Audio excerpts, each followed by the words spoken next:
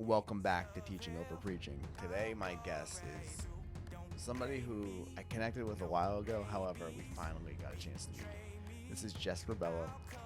She's an informed life coach specializing in trauma. She's a therapist. She just had a new milestone in her business that we'll talk about during the podcast. But it was a great conversation. We had a chance to learn about not only people who deal with obstacles such as domestic violence, but how to move on from it, how to grow from it, how to turn that pain into power, as she says. So without further ado, here's Jessica Rebelo in the TOP podcast. So what title did they give you? They gave me Jessica Rebelo, not world renowned, something renowned social worker, licensed clinical social worker, and trauma informed life coach. And I was like, I'm not that special, but like, fine, I'll take the title. Yeah. Well, it gives you more credentials. This way people could be like, oh, she knows her shit. Yeah. Like top 10 women in business. Like I'll work with her. That's kind of cool. Yeah. So as you're growing your business, do you find yourself niching down to certain people, or do you want to help everybody? No, I'm definitely niche down. What is it that you're niching down to? Domestic violence and sexual assault victims. Okay. Yeah. So is there, I feel horrible asking this, but is there like a group of, because I feel like anyone could be a victim. Yeah. But do you notice a certain age group that is likely to be more?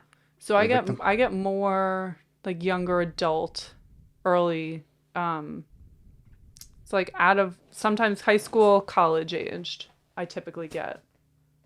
And then sometimes I get like, 40s, 50s, 60s. And then that's really it. So you said high school, college age. Is that where most? It's most of my clients. Okay. Or is that just because they like those group of people like you?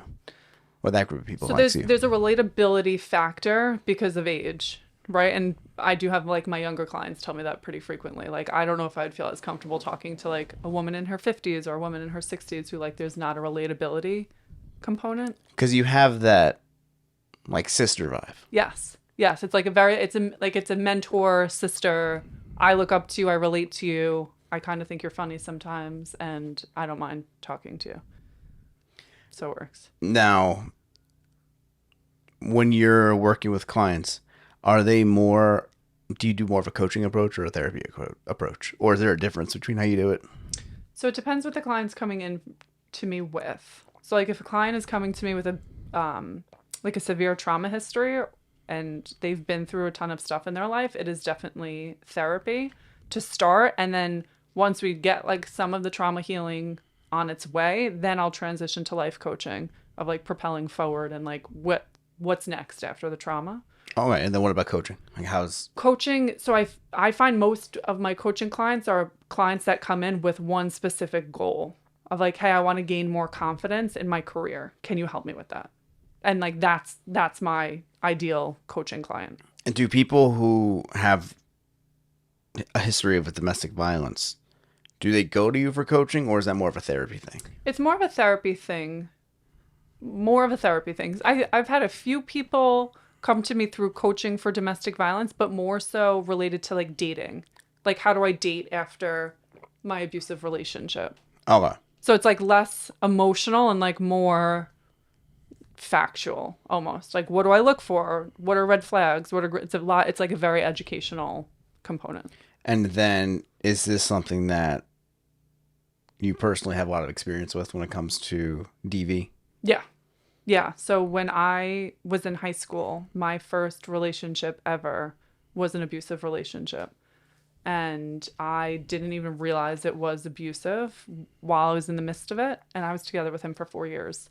And then it took me ending the relationship. I graduated high school and then I went into therapy and I was like, oh my goodness, like this is actually right. Like I had no clue of the thought of like domestic violence, abuse, what it is, what it looks like. And I didn't come from that, right? I came from like a really healthy home.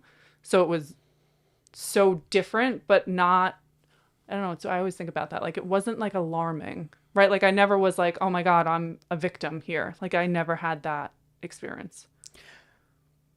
So for 4 years, you were in that relationship.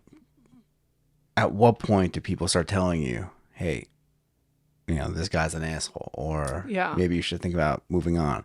Is it year one? Is it month one? Is it year two? I think people realized pretty like early on, right? Because I think when you're in, and this is not all abusive relationships, but a lot of them, like the beginning is there's like a huge honeymoon phase and they're the best guy or girl ever. And it's, the greatest relationship. But like you really start to see like somebody's true colors, usually like 3 months after knowing a person, right? Like you can't fake it forever. It's usually like studies show it's like 3 months. So once that part came out, like he demonstrated like much more like controlling behavior. There was like more verbal abuse that would come out. And again, like I guess because I had no history with any relationships, like his controlling behavior also felt protective of me. So there was something good about it that I viewed. I didn't view it all negative. But my friends were like, that's not like your boyfriend shouldn't tell you who to hang out with or who not to hang out with. Your boyfriend shouldn't like try to isolate you from friends or family or, tell you what to wear or what not to wear. But like those are things that like I was so naive. I never thought of, I mean, I was in ninth grade. How old are you in ninth grade? 14? You are 14 years old. Yep. So I had, I didn't have the cognitive ability to like process it that way, I guess. So from what I understand about human behavior, usually there comes a point where if we are going to change, I don't want to say a breaking point, but like a breakthrough, or there's this wall that somebody hits, Yeah. and then they're like, what the hell? Yeah. And then just wake up and they're like, I'm done. Mm-hmm. Did you have one of those moments? Was it just something you had to... What really made you make the move to change? I think I got so exhausted throughout the process. Like I think as the years went on, less and less were rewards of the relationship or gains. Like like the light dimmed within the relationship. That I think towards the end I was so frustrated, I was so exhausted, and I lost my whole sense of self. That I think just from pure exhaustion, I was like, I can't continue to do this. Okay. Yeah, it's interesting. Just I'll give a short little thing. What helped me? I work in the wedding industry, so I'm a photographer, a videographer.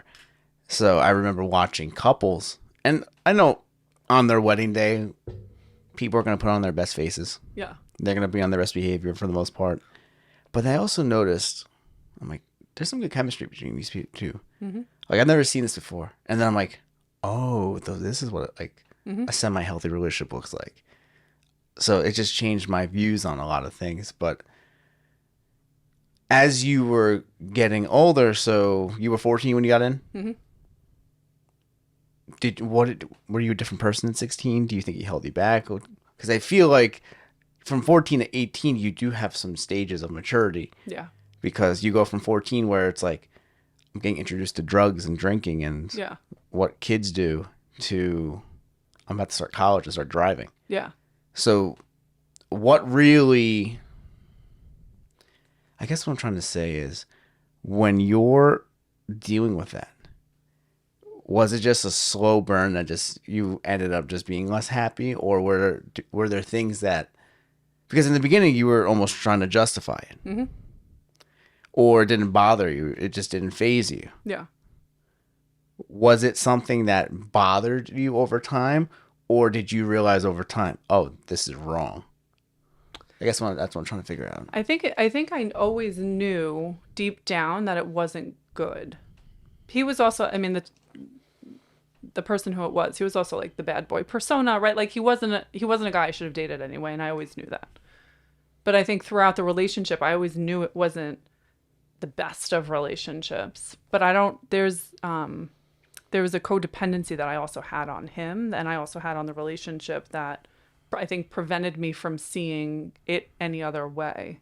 Now, I think I know what codependency means, but just in case someone doesn't know what codependency means, what is codependency? So codependency is when you rely on a person for your own happiness or your own will to live or your own will to survive, right? Like there's this one person that you rely solely your mood, your energy, everything based on their mood, energy, affection, whatever it is.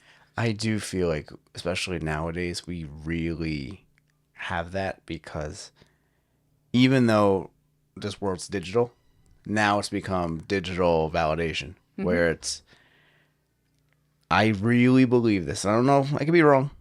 Maybe there's some gray areas. Maybe there's some exceptions. But I really think that people do things, go places solely for the purpose of getting likes when they post it. Oh, it's immediate gratification. Where I'm like, I love to travel. Yeah. That the photographer in me loves to Oh, of travel. course. So I'm like, someone asked me this, and it really got me thinking. If I couldn't post a picture, if I couldn't take a picture, would I still travel? And I go, yeah, I probably would. Mm-hmm. But I can't say the same for many people. No, I think a lot of people depend on like the outside, like the external persona that they portray to the world and what they get in return for that persona. Where does that codependency, where do you think that comes from? Do you think it's like a social pressure thing? Like, where do you think that stems from? And is that something that people can snap out of? Yeah, so I think codependency stems from like so like we all have an attachment style, right? I'm sure you've heard like, some people are like anxious attachment, avoidant attachment, or like disorganized attachment. So we usually figure out what our attachment style is in childhood. And if you had a really healthy and happy childhood, then you had a secure attachment. And maybe you won't come into like codependency issues down the line, or you might, right?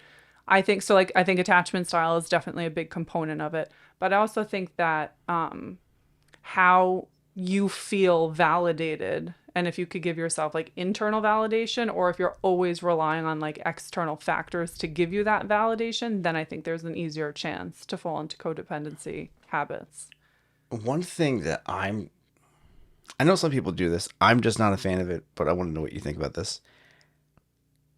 Affirmations, I can understand it, but I feel like there's a fine line between, hey, I gotta train myself to believe in myself, but at the same time, it's like you're almost watering down what you're saying if you keep saying it. Yeah. Like one thing that someone told me, I had this one coach who didn't really say much. Like he taught, but he never really gave feedback. But one thing he told me was, whenever I give a compliment, I want that person to take it and run with it, because I will never give compliments if they're not deserved. And it really got me thinking. I'm like, okay, what about the person that always gives compliments? Where it's like, So like lose its value. yeah, it loses its value. Where I think when we tell everybody like, you're amazing, you're awesome, I've heard that said to so many people where I'm like, do you actually mean that? So that's where I'm curious. Like, how does someone create a healthier habit for themselves where they can actually build confidence? Because I feel like, me personally, I feel like the affirmations are so limited. I think affirmations are limited, and I think people also teach affirmations differently, right? Like, if we spin it as a negative thing at first, like if I saw you every day and I told you how stupid you were, and a year later I asked you like, hey, do you think you're stupid? What would you say? You would probably say, yeah, because I've been feeding you that negativity for a year straight, right? So you would think the opposite would work with affirmations of like, oh yeah, if you just keep saying some positive stuff to yourself, over time you're going to start to believe it. So I don't operate that way with my work. I don't necessarily agree with it either. I think there has to be like neutral thoughts that we tell each other, like viable, believable thoughts that are more neutral based of like, hey, you're doing a great job, or you did really good today trying to accomplish that task, right? Like motivational thoughts or motivational words of encouragement for yourself to kind of keep you going and to keep you on that path of wherever you're trying to go. But I see what you're saying with like positive, a lot of people get caught with positive affirmations too, because like they don't believe it for a second. So like, where am I? I'm just going to wake up one day and believe this. Like it doesn't, in my opinion, it just doesn't work that easily. Yeah, I feel like I understand the purpose of it, and I understand that's a lot better than saying, oh, I suck. Yeah. But I feel like that's almost like like a crutch. Yeah, I was going to say, it's like taking an Advil. Yeah. Where it's not really it's treating the symptom. Yeah, because you have to really do the internal work of like, okay, why do I feel all these like terrible, awful things about myself? It's not so much like, yes, I'm a firm believer of like challenging negative thoughts into more neutral or positive thoughts, right? And I teach clients that all the time. However, it's more about like, why do these negative thoughts keep coming up? Less about the negative thought itself. As far as the internal work, I know therapy is it's like one of those, it could be either 2 inches wide and a mile deep, or it could be a mile wide, like 2 inches deep. Like, tell me more about someone doing internal work. So I think internal work is probably the hardest work that you could possibly do, right? Because I think in order to properly do internal work and to properly heal whatever pieces inside of you that you need to heal, there's an ownership piece that some people aren't willing to take or accept, right? Like, you really need to take ownership of your behavior or your attributions into being whatever this negative trait is or this negative quality. So a lot of internal work, it's like self-worth. And like a lot of people really struggle with self-worth or self-love or self-validation and like self-esteem and stuff like that. Whereas I think sometimes people just look at like self-esteem, kind of like what we were talking about with the affirmations. Like, it's kind of just like a Band-Aid. Like, oh, I just pretend like you feel pretty, fake it till you make it, and you'll be good. Self-worth, internal work is so much deeper than that. That it's like radical acceptance, right? Like, I'm radically accepting this place of where I'm at, and I need to do something about it to change. You think people ever really get to a point where I mean, we all have flaws, we have insecurities, but I feel like a lot of people have this idea of like where they would like to be with their confidence. Mm-hmm. Do you think people actually ever get there, or do you think it's just a progress? I think it's progress. I think we're always working towards that, right? I think it also like depends the day. Like, just as much as like emotions are fleeting, I feel like our confidence level is fleeting based on whatever it is that's going on in our life. Yeah, that's actually, I was thinking about that the other day because I was watching, I'm sure you get these on your algorithm too, where they go, this is the life of a business owner, where it's like a few days you feel like you're shit. Yep. You feel like you're a failure and you're like, why am I wasting my time? And then the next day you feel like a beast. Yep. And I'm like, yeah, that is true.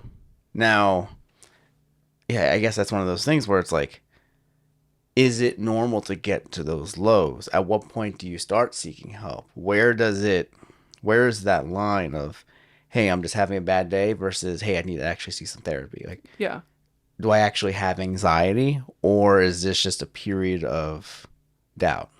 I think it goes down to like severity and duration, right? Like, how severe are those bad days? Are those bad days making you suicidal, or are those bad days just making you feel blah, right? Like, because those are very different bad days. I also say, like, I always ask clients too, like, what's the frequency of this emotion? Are you feeling it 4 times a day, or are you feeling it once a month? I think if you're having more bad days than you are good days within, a 2-week period of time, then like I'd monitor it. And then I'd give yourself another 2 weeks and monitor again. But I think for anyone who like continuously runs into the same like suffrage almost, like I would encourage you to do something or reach out for help for that. Yeah, we live in a world right now where whenever I think of anxiety, I either think they're in therapy, mm-hmm. or I think they're taking a medication for it. Mm-hmm. Now, I don't know enough about the antidepressants. However, I know sometimes therapists can prescribe them. In what case do you think it's necessary for someone to actually have a prescription versus, hey, I think they do this cognitively?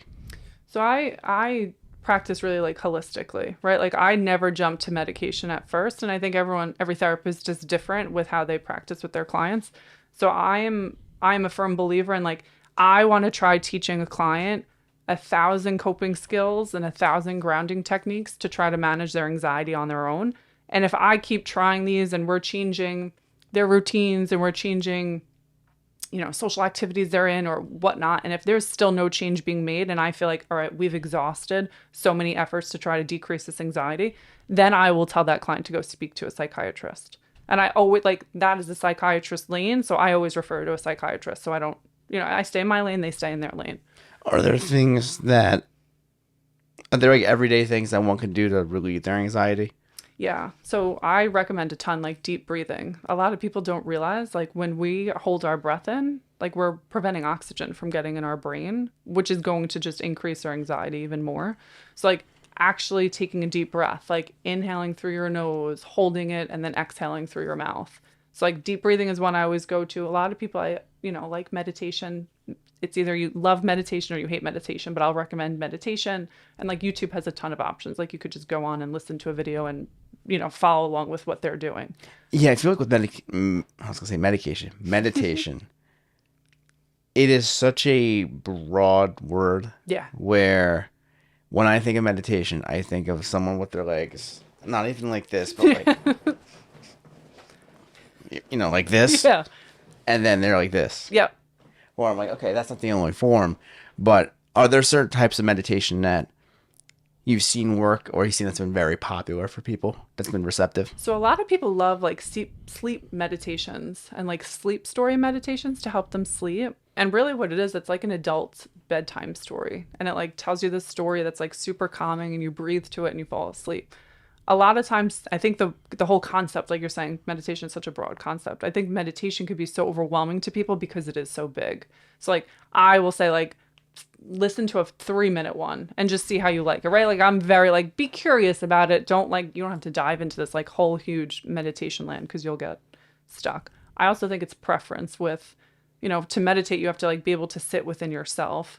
Some people can't do that. So I think that has a factor too. Okay. And then when it comes to anxiety, I feel like the term anxiety, ADHD, I feel like they've been used a lot. And I'm not going to doubt that they have it or not, but I'm wondering, why is it so common right now? And I don't want to be the person to say, oh, social media, because I think there's got to be more to it.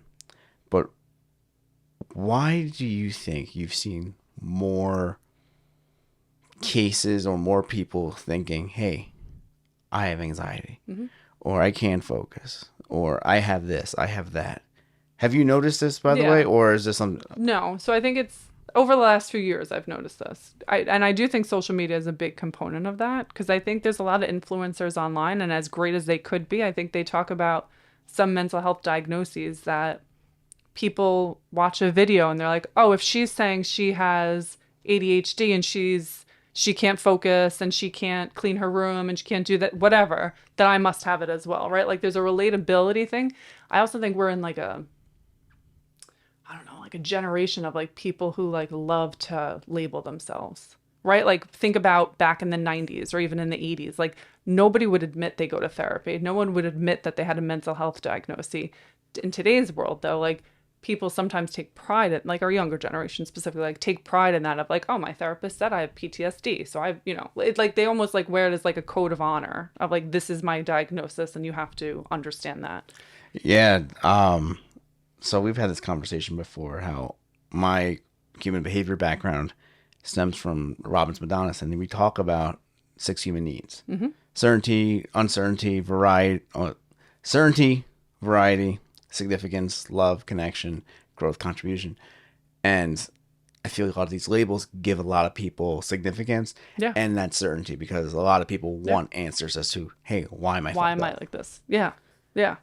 And like sometimes we don't see the answer and the answer's right in front of us. Like, why am I having such a hard time, or why am I so screwed up? It's like, oh, well, actually like the last year has shown this was really challenging. Oh, okay, that's why. I also think, to go back to like your prior question of like, why now? I think COVID also made a significant impact on people's mental health because we were home and because there was so much isolation and because like there was no, normalcy left, that I think like the aftermath of COVID was a slew of anxiety. Through COVID, I don't think I've ever seen or worked with such severe anxiety than I did during that time. What I was going to ask you, the last time we tried this, this was a question that you just brought up, and I didn't even think to ask. During that 2020 debacle, did you just happen to see a growth in your business? Yeah. Yeah, 100%. Which is good. You feel bad, but it's also, it's good for business. It's like bad I always for say, like I felt bad celebrating during that time, but I should have rephrased it better. No, but I know what you're saying. Yeah. Did all of a sudden a lot of people start going to therapy? 100%. Yeah. I think people didn't know what else to do, right? I think there's the anxiety that people felt and how unsafe people felt in the world and the unknown and the fear of the unknown and all of that stuff. I think people were so desperate to not feel that way that they would try anything. And I think therapy was one of the things that people were like, I need someone to talk to. Let me go find, a therapist. Now, I don't know if there's stats on this, but I just assume like, okay, if you're going to be locked in the house with someone, people are going to be locked in the house with people that they love. Yep. People are going to be locked in the house with someone that they hate. Yep. People are going to be locked in a house with someone who abuses them. Mm-hmm. Verbally, mentally, physically. Mm-hmm. I'm trying to think. It increased. Yeah. No, domestic violence reports increased due to COVID because, pre-COVID days, you and your abuser both went to work. You were not in the home together 24/7. Now, okay, bring COVID, everyone's together 24/7. So yeah, domestic violence rates definitely increased. So did divorce rates due to COVID as well, because we weren't used to living with being with our partner in that close of proximity. Yeah, it definitely is not a fun time. No. As far as I do want to go back to the DV. Tell me a stat that would just like blow shock people. Me. Yeah. So every 60 seconds, 20 people are impacted by intimate partner violence. We've been talking for 15 minutes. That means. Yeah. So like 1 in 4 women and 1 in 9 men are a victim of domestic violence. Now that ranges, right? It could be emotional abuse, it could be verbal abuse, it could be physical abuse, it could be financial abuse, sexual abuse, right? But 1 in 4 women, 1 in 9 men. Damn. And that's only going on reported cases, right? There's a huge majority of people that are too fearful to even report anything. So that's just based on reported cases. So that number is actually way higher than now. As far as those cases, do you think, and this is one of those things where it's tricky because we can see from an outside perspective that could be looked at as abusive, but they could look at it and be like, oh, it's normal. Mm-hmm. How many of those people think they're in a domestic violence situation? I don't know. Not a lot. Some. It depends, right? I think as human beings, and I could relate to this just based on my experiences too, right? I think just as human beings, we all have the ability to make excuses for someone else's behavior, right? So like we'll blame like, oh, he just has mental health problems. That's why he's reacting this way. Or she's just an alcoholic. So it's every time she drinks, she acts this way, right? Like we justify, we make excuses. And a lot of times like we don't want to look in the mirror and say like, wow, my husband or my wife is, abusive to me. Like that is not an easy pill to take and not an easy thing to admit to yourself and then admit to your family, your friends, your job, police officers, whatever, right? Like that whole process is extremely tough, extremely triggering. What have you seen what has been a big obstacle that people have had to deal with when it comes to actually really taking action? Whether it be a woman who has an abusive husband, a guy who has an abusive wife, like what has been a common obstacle that you've seen where it's like, hey, let's see how we can fix this? I think a lot of people are afraid of judgment. I think a lot of people are also afraid that no one's going to help them, right? It's almost like the concept, like once the cat's out of the bag, I have to trust the systems that are out in place, meaning police officers in the court system, which I support police, I support court, right? I think they're great and I think they're fantastic at what they do. However, there's also so many holes in our system and there's so many holes in the laws that are in place that not all laws protect domestic violence victims. So it does make it really challenging for people to believe that the system has their back when sometimes it's out of their hands and they don't have their back. So that's something I actually wanted to ask. I don't know anything about that type of stuff. What are some holes that you've seen? It doesn't have to be like a huge statistic, but what's like a situation that you've seen where it's like, oh crap, I feel like the law is not really on this person's side. So sometimes if like, say this happened to one of my clients actually. She had an order of protection against her husband and her husband was calling her and she would go down to the precinct and she would make a report to the precinct and said, my husband broke my order of protection. He was calling me. It states on my order of protection. He can't call me, whatever. The police will say that's actually not, in fact, a violation of the order of protection because you didn't answer the phone to prove that it was actually your husband calling. It's like, yeah, his name came up on the screen, but you didn't answer the phone. So it could have been his friend. It could have been his mom. It could have been whatever. So like there's so many holes and lapses, right? It's domestic violence in court and all of that stuff. Like it is not black and white. It is very gray, and every case and every situation is so different. Yes, they have commonalities, of course, but it's so different that it's 1,000 things could really get in the way.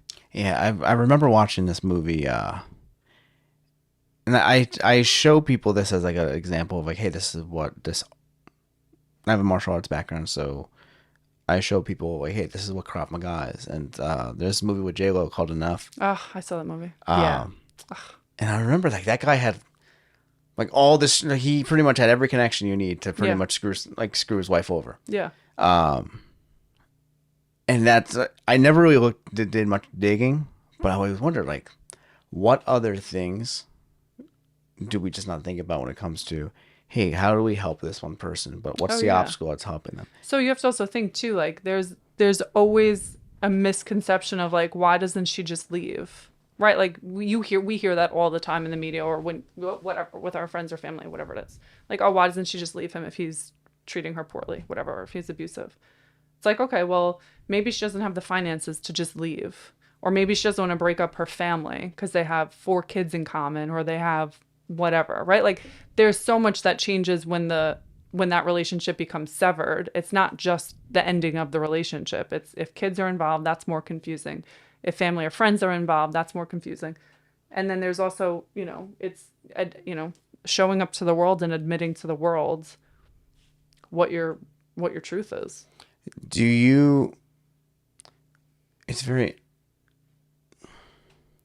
I was having this conversation with somebody, and we were talking about like the divorce rate just spiking. Yeah. And just it's one of those things where it's like a coin toss if the marriage is going to last at this point. Yeah. Do you think it is actually better for parents to get divorced, or do you think it's better for them to deal with what they're dealing with and try to actually work it out? So I think any relationship deserves the opportunity to try to work something out, right? Like, but if you keep trying to work it out and you're only staying together for the children, I 100% disagree with that. And most kids, or not kids, but like adults who come from divorced homes, if you say to them like, do you wish your parents got divorced sooner? Or like, do you wish they stayed together? Most people will say like, no, I wish they got divorced sooner so they could be happy and they could live their own lives, which in turn would help us be happy and live our own lives. Yeah, you're like doing a disservice to the kids.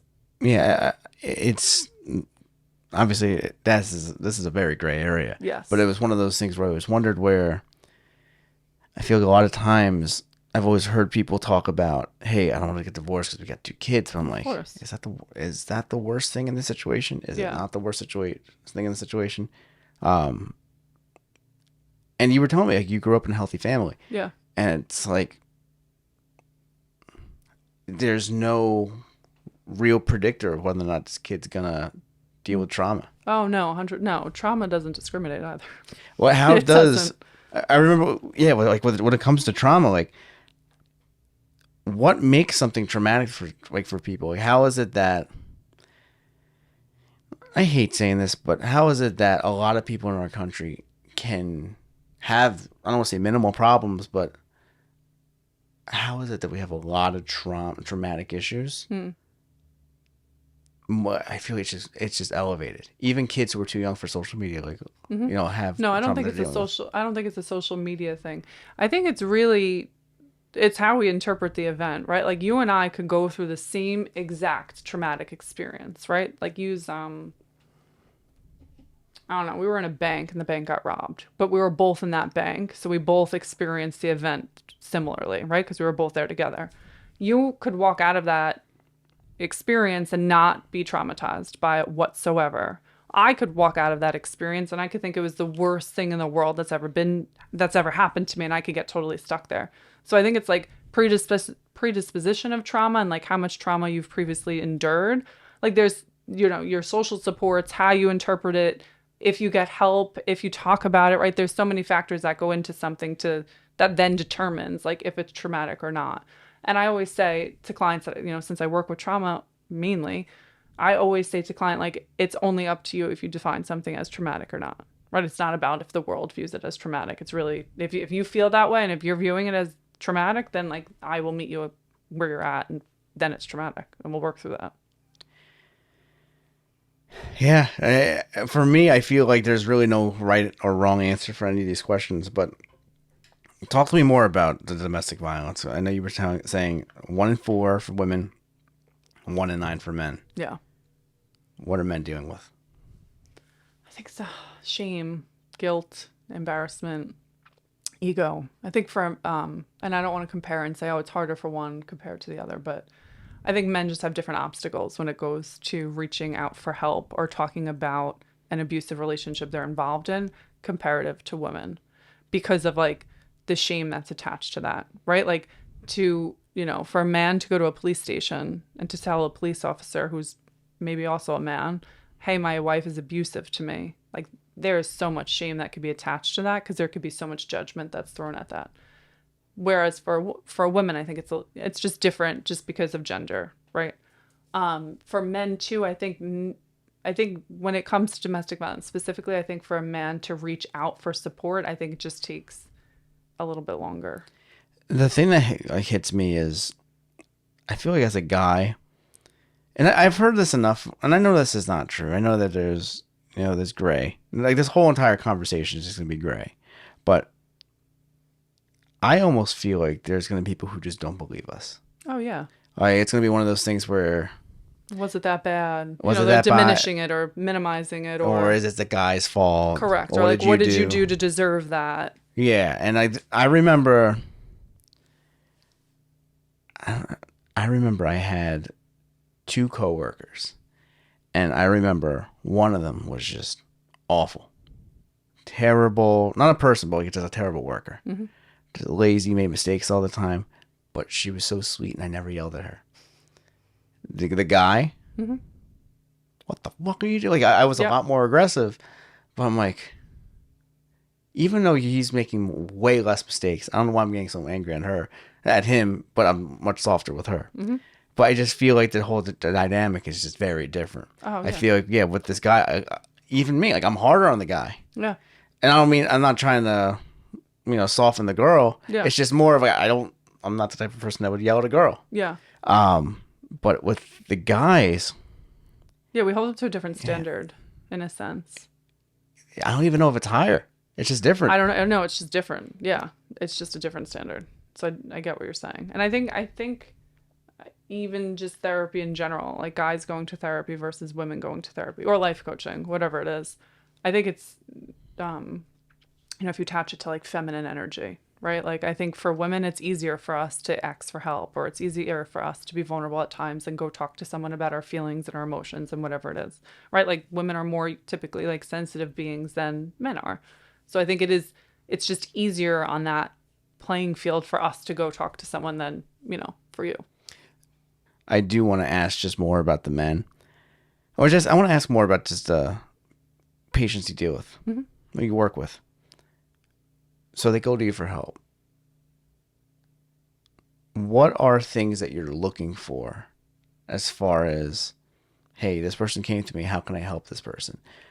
Is it just talking about the problem? What is it really that you're looking for? What's your plan of attack?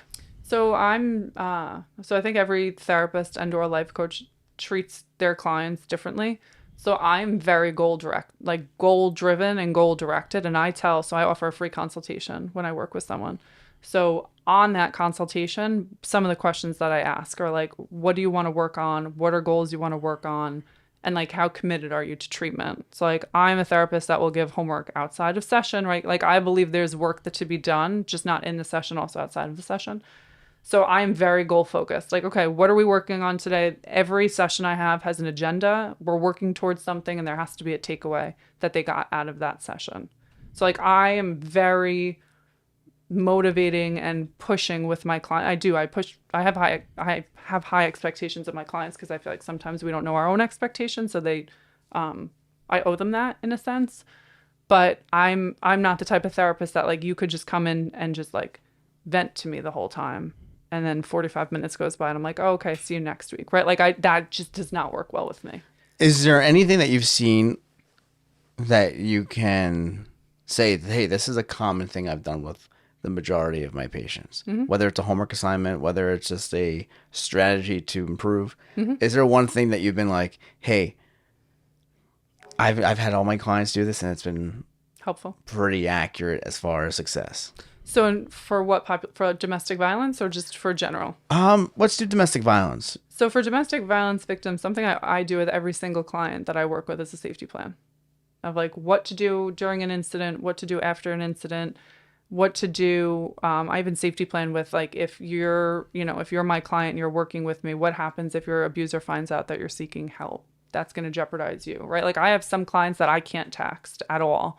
And I can't call them for the session. They have to initiate the phone call and the text and stuff, right? Like there's so much safety that goes around every single domestic violence client I work with.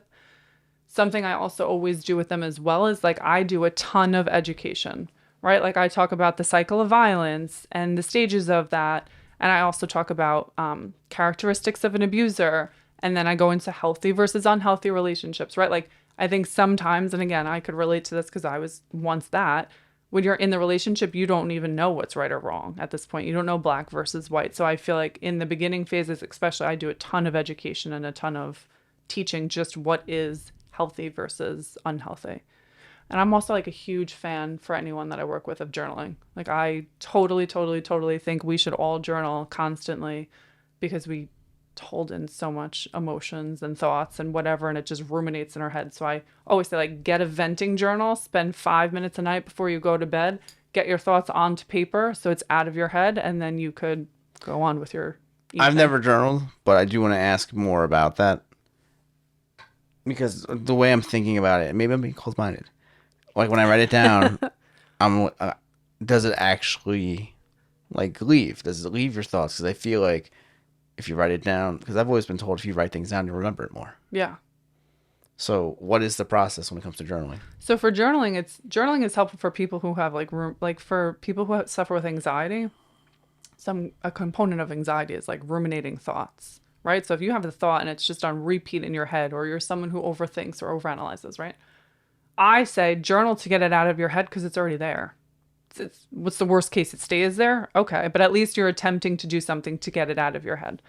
I think a misconception with journaling is people feel that after they write their journal that they like need to rewrite. They need to reread the journal.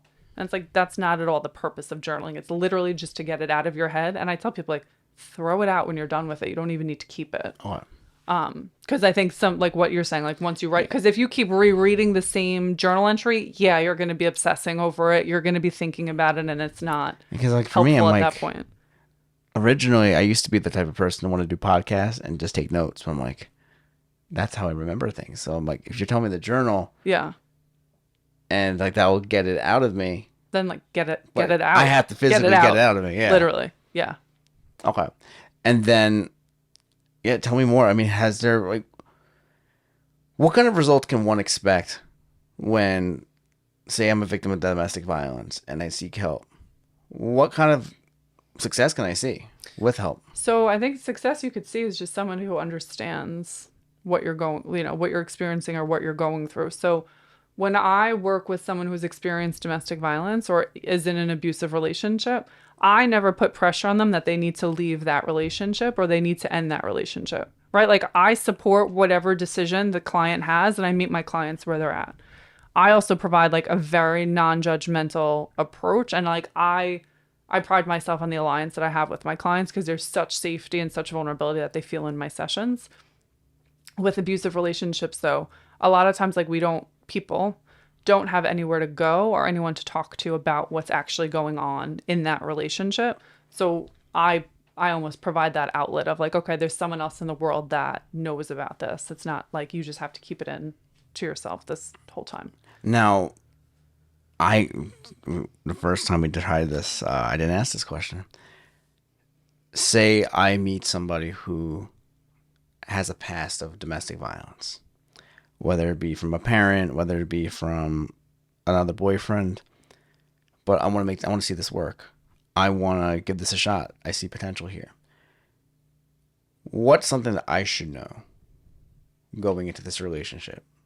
I think and I know the word trigger is such a hot topic word, but like I think someone who's experienced an abusive relationship has just their own internal battles that they go through, right? Like, I think if you're dating someone who's been through an abusive relationship, like, there has to be a lot of validation.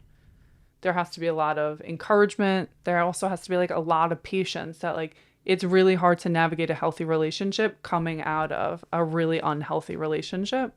So just have the awareness that like it's almost like a lot of modeling. Like you're modeling a healthy relationship for them. You're teaching them again a healthy relationship, and you're also being really patient that like not, they might have days that they become really triggered by something. You have no clue that it was even a trigger, right? Like you weren't intending on doing that, obviously, but it happened. It's like, okay, how do I then help my partner after they become triggered, right? Like trying not to get frustrated at them or upset with them that they got triggered with you. Yeah, I feel like this is going to be one of those things where I always believed that someone going to therapy by themselves can only do so much. And not that I think it's got to be a 2-on-1 type of therapy session, but the other people in your life have to be somewhat involved. Yeah. Because otherwise I feel like this is such a one-sided thing where, say my girlfriend sees a therapist and she's saying things, I don't know what you guys are talking about, but say there's I don't want to say another side of the story, but say there's something that she's not sharing, or say there's something that she just doesn't realize. Like say there's a situation that I'm dealing with and she doesn't understand that. Yeah, that could be on our part, but if you don't have all the pieces, it's very hard to. I feel like you only be so limited to getting a result. Well, yeah, I can only work with what I have. And there's been times, though, that I've worked with somebody and I've asked them to bring their partner into session for one session just so I could see the full picture.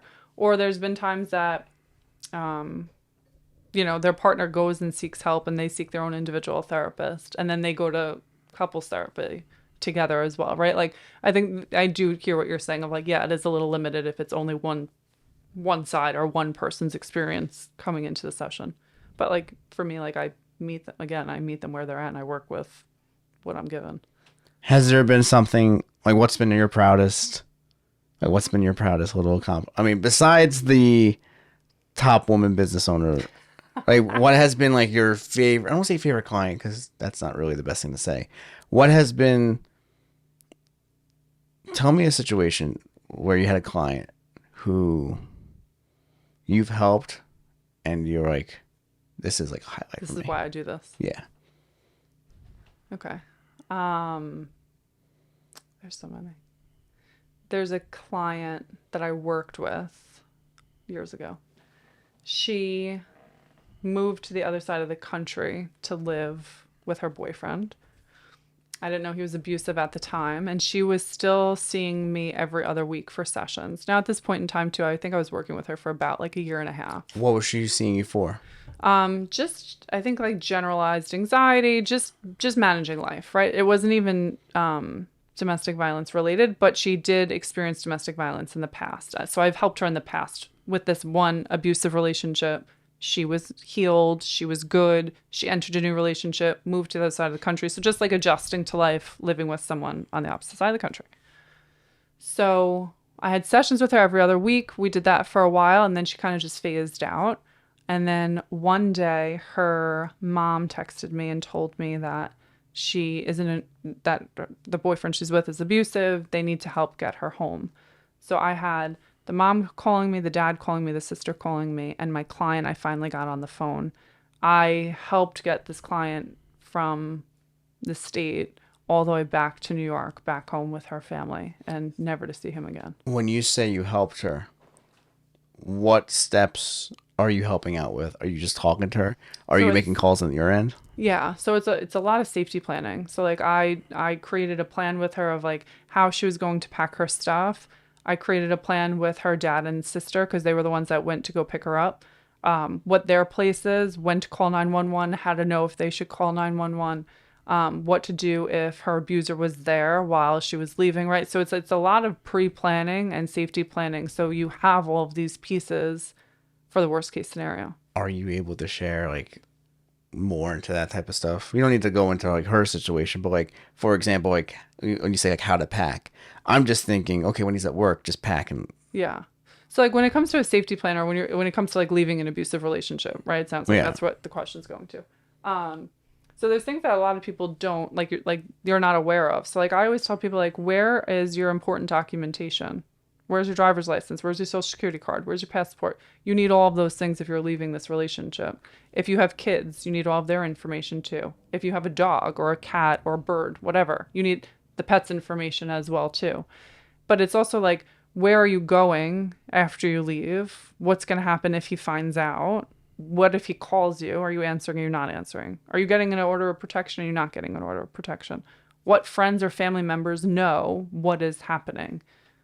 If you had to call someone in help besides 911, who are you calling? Right? There's so many intricate parts and moving pieces, and it's all based on the unknown because you're basing it on how someone else will react. And we have no control on that. I find this very, this is, about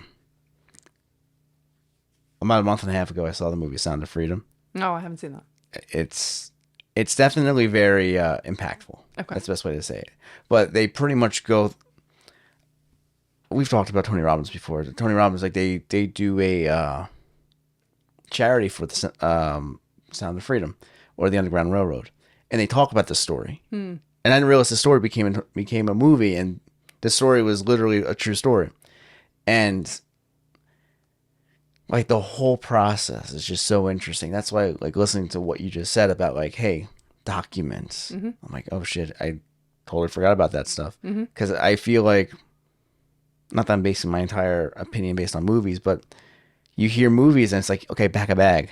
Oh yeah, no. But you don't know what's in that bag. So much bigger. Yeah. I mean, think about like if you have medical problems and you need to pack medication, or think about if your medical is based on, if you get medical health care through your abuser and you're on medication, or you go to say infusion treatment, whatever, right? There's so many things that are pending on. It's so much bigger than just leave. So if someone, I know these are case by case basis, but just as like a advisor or just a source of information, if somebody wants to leave their relationship, the safest way possible, are there certain strategies they should follow as far as communication? Where, hey, watch out for this. Obviously, don't answer if it looks like he's calling. But what other things? I want to know, like, what are the things that the average person, such as myself, does not even think about? Yeah, and I'll answer that in a second. But I want to first say, like, anyone who's planning to leave an abusive relationship, I would highly recommend, like, to go call a domestic violence agency and appropriately, like, safety plan with a counselor and a court advocate and, like, talk about options that they have. Because some people, their best option to leaving is to go into a domestic violence shelter. Some people, that's not the best option. Some people, their best option is to go get an order of protection. Some people, that's not the best option, right? So, like, always go seek a professional to help you professionally plan for this, because there's a lot of cases that it is a life or death situation and it should be treated as such. Okay. So for just general things that people should bring that they don't think of, like a common knowledge person wouldn't think, it's like we said, like, yes, tax documents, credit cards or debit cards, anything, because, like, you're going to need money. If you're taking your car, is the car registered to you? Okay, do you have a copy of your car insurance or your car registration? Health insurance stuff.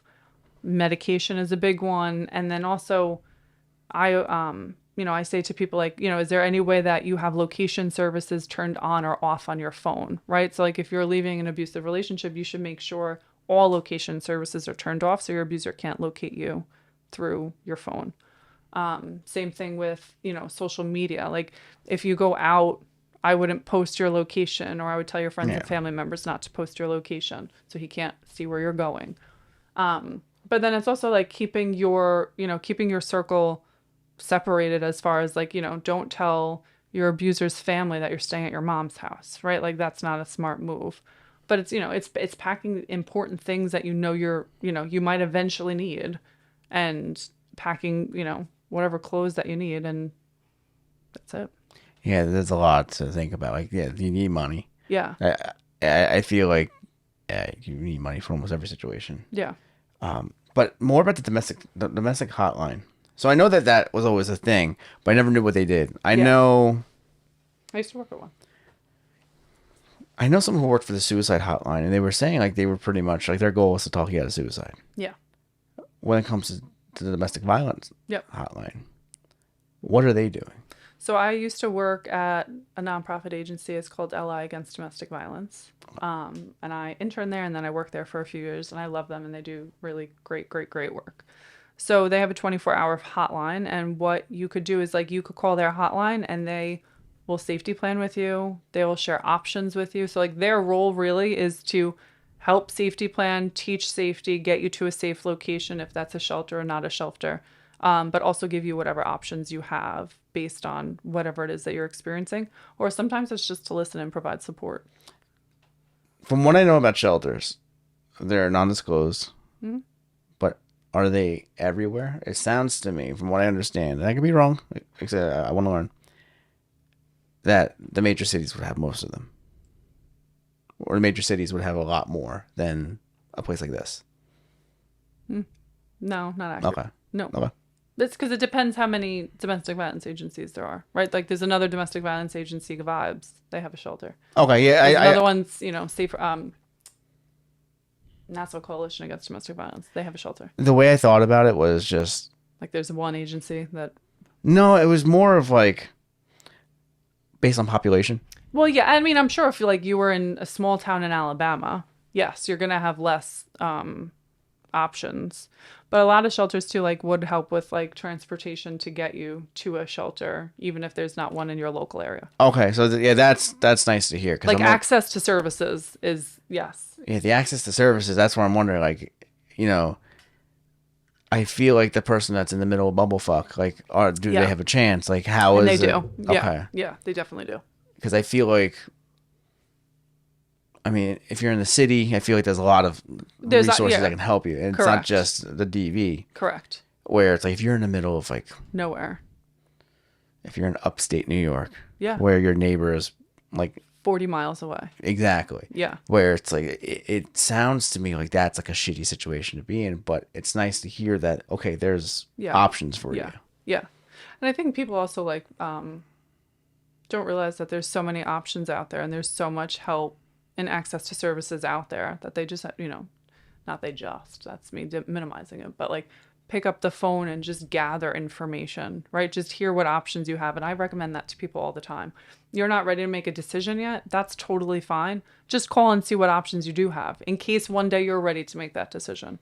Are there any other things that I've missed as far as here's some strategies to successfully get away from your abuser? It's always safety. Safety always is my number one concern. Yeah, like the safety plan. Like, is there something like...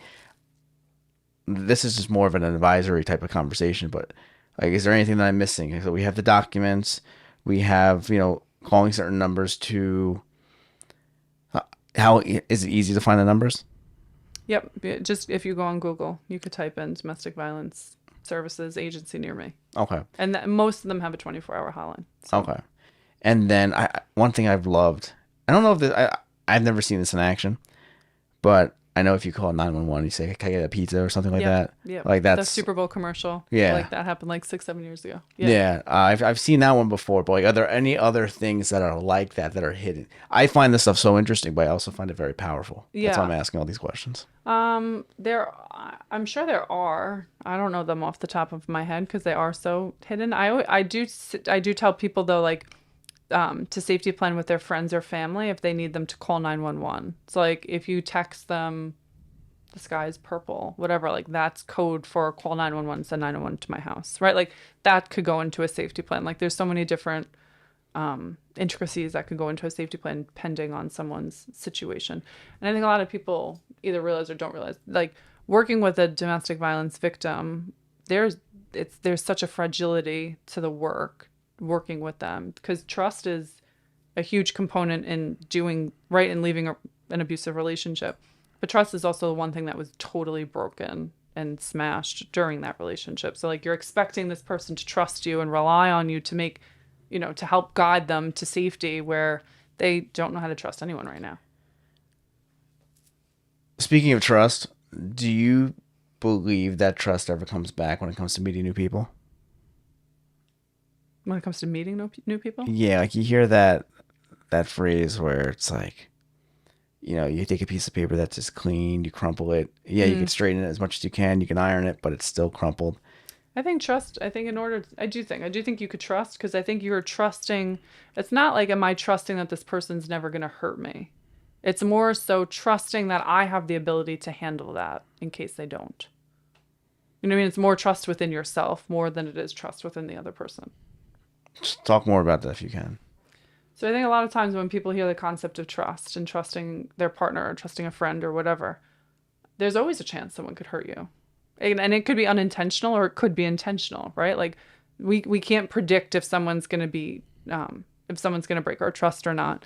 So trust really almost has nothing to do with that other person, because we'll drive ourselves nuts the more we could overanalyze or obsess over that. So really what it comes down to is like, do you trust yourself and your abilities and your decision making to be able to help yourself in case someone breaks your trust or when someone breaks your trust? Okay. Yeah, it's nice to hear that. I wasn't even asking for the podcast purpose. I was asking more for my own personal purpose, where I'm like, like, that's a good way to think about it, because sometimes I feel like a lot of people, they get screwed over. Yeah. And then they don't want to trust anyone ever again. Yeah, and that's not easy fair, to go to that. right? Like imagine like navigating your life with that philosophy that like someone's eventually going to hurt you always, or always, waiting for the worst case scenario or waiting for the other shoe to drop. Like that's exhausting emotionally.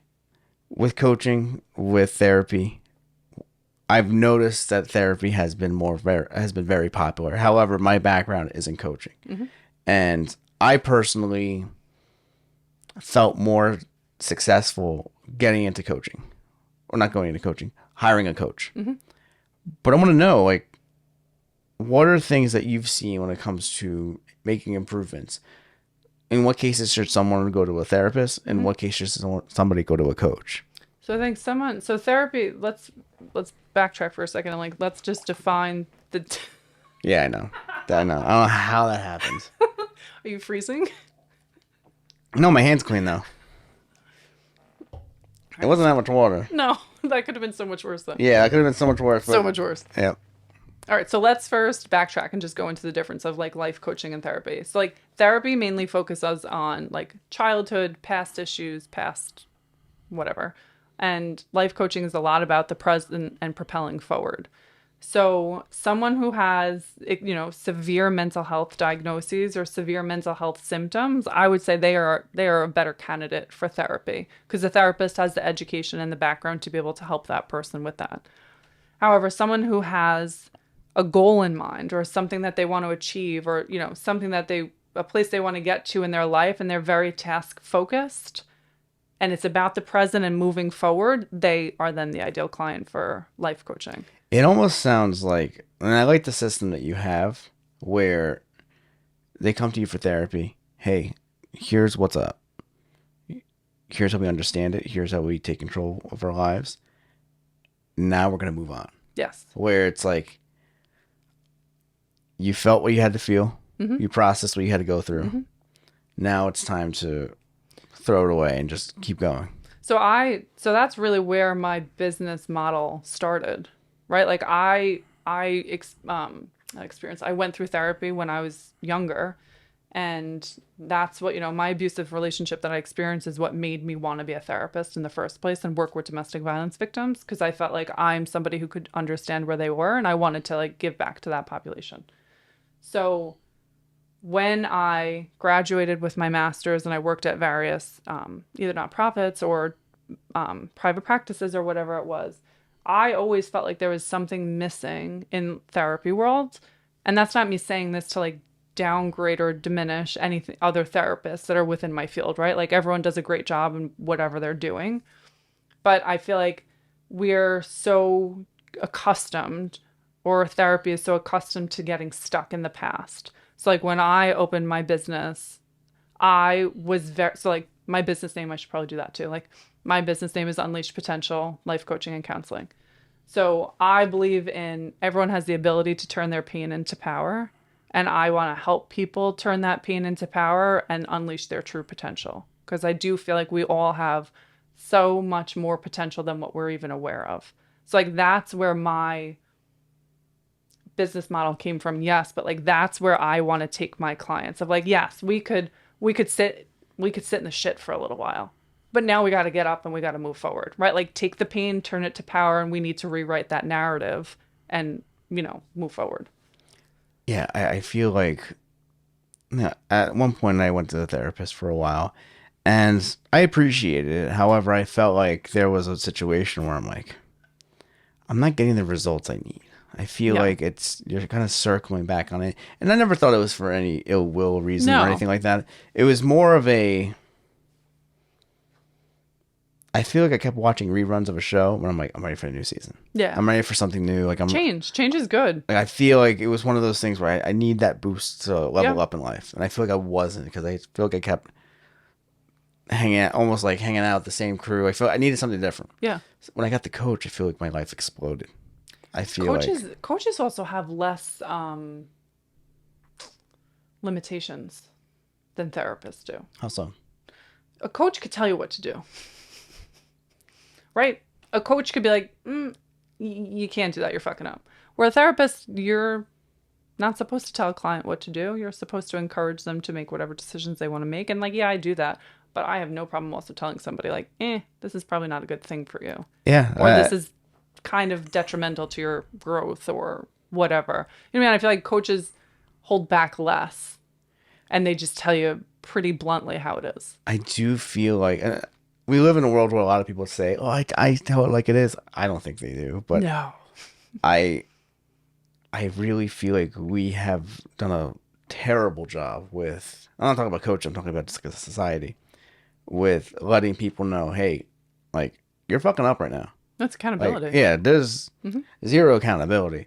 And one thing I've seen it's with health where it's like, hey, instead of cutting all the garbage out, here's medicine. Yeah. I felt like with coaching, it was one of those things where I loved learning from this person, but this person was also that asshole friend that they would say things to you that would trigger like a response, but you knew they were right. Mm-hmm. And I know not everyone's like that, but it was just one of those things where I feel like that's why coaching helped me, because coaching, I felt like I was getting called out on a lot of my things where therapists kind of had to just take it. Yeah. And I feel like coaching I feel like is designed for when you're ready to take that step, right? Like when you're ready to be called out on your shit, when you're ready to take direct change and make a plan of action to make change in your life. Some people are not ready for that, right? Like some people go to therapy because they don't have the awareness or understanding of how to tune back into their body or to be intentional with their emotions or intentional with their thoughts, right? Like whatever. There's tons of reasons why people stay in therapy or go into therapy. But I think for coaching, there's a different type of, I guess, readiness. Because there's change that has to come with coaching. I have not hired you. However, I like the system that you're telling me that you have. Thank you. Where, yeah, it's like, hey, listen, we're going to get over it. There's almost like a whole step. There's like is there something that you could share as far as how you work?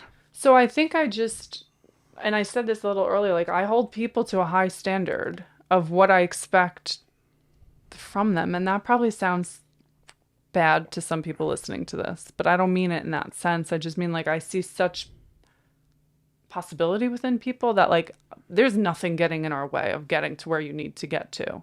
So like I think the healing process and going through, and like I said, I mainly work with trauma. So like really healing from that trauma and like really working through the things that were once holding you back or limiting beliefs or whatever it is. Once you get to that point, that's almost the most exciting phase of treatment for me, because it's like, oh my God, we get to go wherever we need to go. We need to be whoever we need to be. And like, we need to, we get to do so much more excitement in work in a sense. There's this feeling of, and I'm sure you see this as a business owner, where you have that struggle, you pay your dues. Yeah. Like, it almost sounds like that's like a therapy part. And then the coaching part's like, here's now you reap the benefits of all that hard work. Yes and no. The therapy part is so much more vulnerable. It's so much raw. That's what I mean. Like there's you know what I mean? Like it feels differently. Like I feel so honored when a client chooses me to work with them. And I don't care about the money of it. I don't care about any of that. It's like, I'm choosing you to walk my pain. Oh no, I feel like the client, for example, like it's almost like when you start anything that you're new at, it's like there's struggles, there's growing pains. And it's like the growing pains are usually during the therapy. Yeah. And then when you get to the coaching part, you're like, ooh, this is where I it's could break free. Yeah, like this is Yeah. the fun part. Like Yeah. now I feel it feels. One thing I really love about martial arts, especially traditional ones, is that you could see your progress. Mm-hmm. You could track it. Sometimes people have belts, they have awards or degrees or whatnot, and like that's a way of being like, oh, I'm getting better. Mm-hmm. Sometimes I use this expression all the time. Sometimes people are walking forward, however, their head's down, Mm-hmm. so they never actually realize how far they've come. Where what you're doing, like that's I feel it. Maybe it's because I had that professional background of working with people, but to go from therapy to a coach with that same person, it feels like you're graduating something. Yeah. Yeah. It's different. It's different. It's a different energy. It's because I also think it comes within the territory too. Like life coaching is it's a different emotion. It's not, I don't want to say it's not. Most times it's not raw, emotional, unprocessed pain.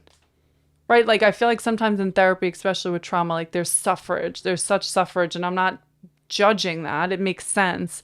But with life coaching, it's more optimistic. It's more hope for the future. It's more propelling forward, like I was saying. You know what I mean? That it's a different animal. Yeah, it just feels like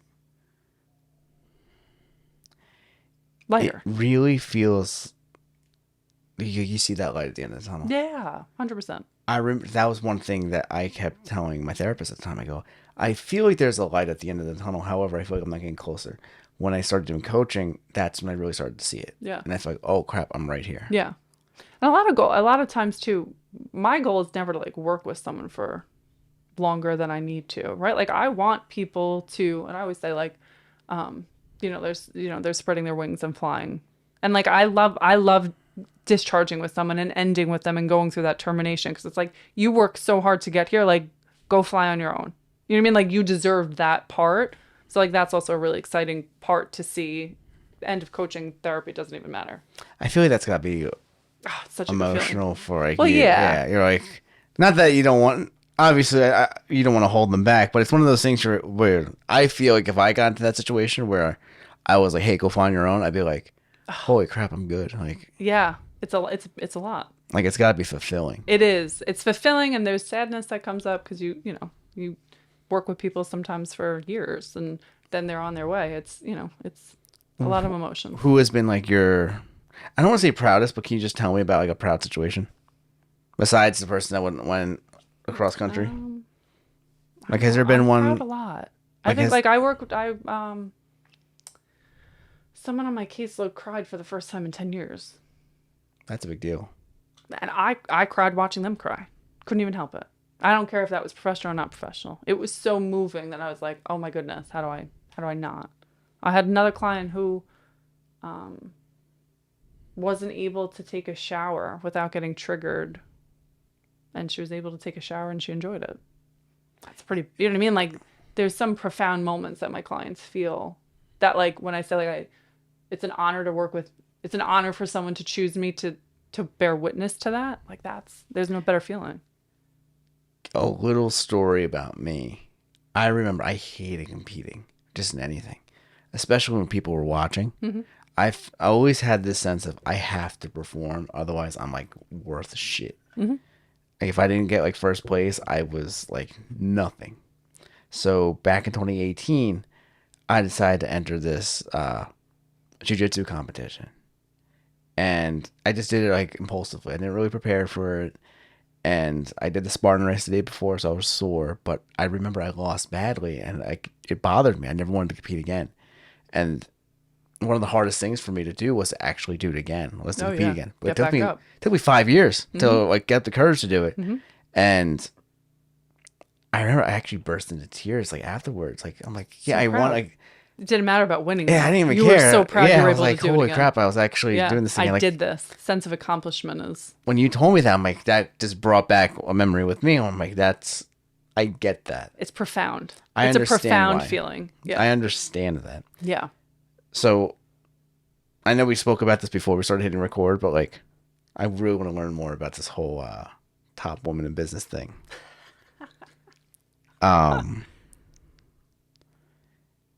Yeah, I'm really that's awesome. I mean, Yes. that's Thank you.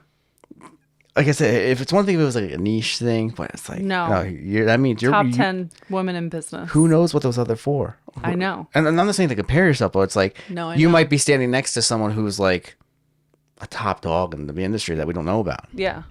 Yeah, it's I think sometimes, especially as like a business owner being on your own, like you feel so small at times. And not and that's not me discrediting myself, but like I don't compare myself to like other people in business or whatever. I'm not like business focused. I'm a therapist and a life coach and I just want to help people. So yeah, being recognized for that was badass in so many ways. And my business has been open 3.5 years. It's like I'm still pretty new in business too. So Okay. crazy. As far as I know, we didn't really do formal introductions before, but take this time to pretty much spill out everything you got as far as who you are, Okay. what you're doing, what you're up to, how can they reach out to you? Okay. So my name is Jessica Rebelo. I'm a licensed clinical social worker, trauma-informed life coach, and I am the owner of Unleash Potential Life Coaching and Counseling. Um, Anyone could find me on all social media platforms, Instagram, Facebook, Google. They could call me 631-432-8897. I help people turn their pain into power and prevent limiting beliefs. Yeah, I love that. And yeah, I really feel like a lot of times people have this idea of, I can't change. Oh, everyone could change. There's always possibility for change. Always. You just have to believe it. There's hope. People lose hope very quick. Can't lose hope. Now, as far as, like, say somebody wants to change right now. Like, Yes. say someone who, say someone wants to make a change right now. Yeah. They want to change their mindset. They want to change their environment, Yeah. change their settings. Like, what's like one easy thing they can do to improve themselves? First, they need to radically accept. So it's accepting without judgment. Accept where they're at and the change they need to make. And then you challenge the thought. Challenge it from a negative thought to either a positive or a neutral thought. The more attention we give to our thoughts and tracking them to see if they're negative or positive or neutral and like really trying to limit the negative thoughts, like we will be so much better. I'm glad we did this again. Me too. And there's no issues with this one now. That's great. Thank you for doing this again. You're You helped welcome. me out, and it's good to see you again. I agree. But that's pretty much it for the day. Cool. Yeah, This was good. I I like this a lot. one much better. Yeah, I was like, much better.